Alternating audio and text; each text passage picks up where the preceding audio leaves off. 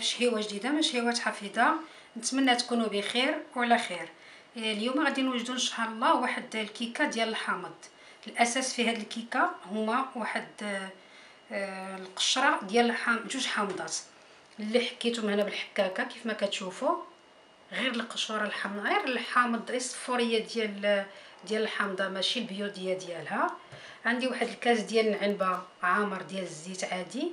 عندي كاس ديال العنبه عامر حتى الفم حتى هو ديال السكر سنيده. عندي كاس ديال العنبه عامر بالحليب. عندي هنايا 5 البيضات صغارات، الا كانوا كبارات غير 4، حيت هادو صغيورين داكشي الا درت 5. عندي واحد الخماره، وعندي الطحين على حسب الخليط، لان ما نقدرش نقول لكم شحال ديال الطحين، حسب البيض وحسب الخليط. يعني غادي كنبقى نزيد عيني ميزاني حتى كتاخذ واحد لا تيكستور ديال واحد الختوريه اللي هي متوازنه. اذا غنبداو على بركه الله. اول حاجه غنديرها كما العاده غادي نبعد الفيديو ونقرب الوسط، وغادي نبداو على بركه الله. السكر، البيض،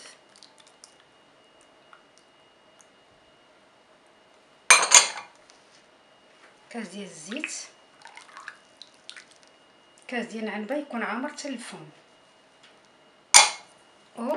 والحليب. كنخلي الخميره والطحين على جنب حتى الاخر. صافي كنبدا نطرب البيض مع العناصر كلها، الزيت، السكر،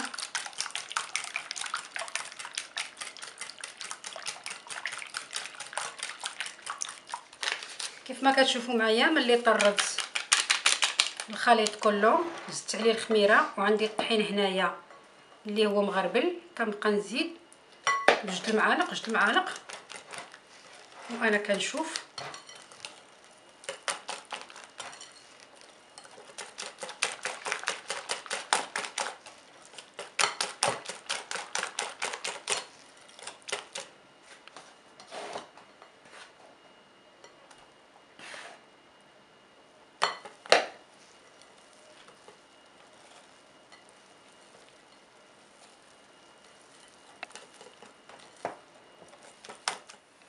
كيف ما كتشوفوا معايا ملي كتولي بحال هكا الخليط صافي كنعرفوا بانها وجدات.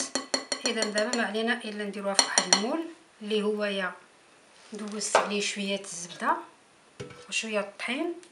صافي نفرغوا هادشي كله. الفران راه شاعل عندي، ما كنجهدوش بزاف باش ما تبقاش خضره من الداخل وتحرق لي من الداخل. يعني كنتم غدا بدرجه معتدله، كنشعل غير لتحت انايا حتى وكان طيب من كلها، عاد كنحمرها من الفوق على حسب الفران. صافي من بعد نتلاقاو من الكيكه ديالنا توجد. الكيكه ديالنا وجدات، كتجي الريحه ديالها زوينه وكتجي مفشفشه. نتمنى بان عجباتكم الوصفه ديال اليوم، ولا عجباتكم ديروا جيم وتابوناو معايا باش دائما فين ما نوجد شي وصفه في الدار ديالي وتصدق ليا نشاركها معكم. والسلام عليكم.